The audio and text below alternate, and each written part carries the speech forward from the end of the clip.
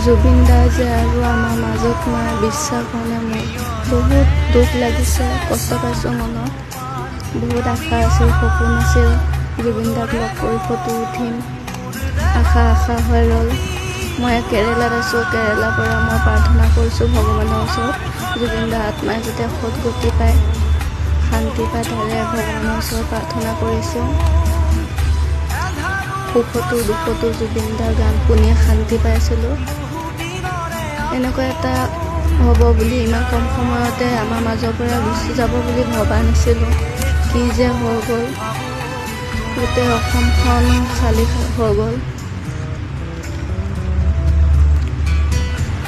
বহুত দুখ লাগিছে, কথা ঘূৰি নহা হৈ গৈছে।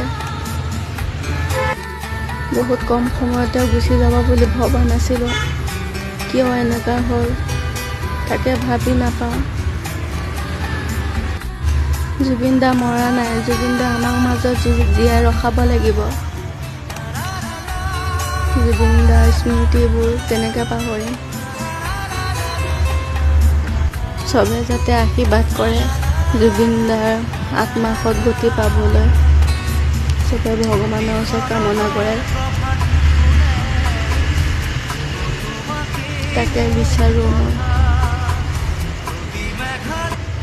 মোৰ ফেভৰেট ছিংগাৰ আছিল জুবিন দা, কি যে হঠাৎ হৈ গ'ল ভাবি পোৱা নাই।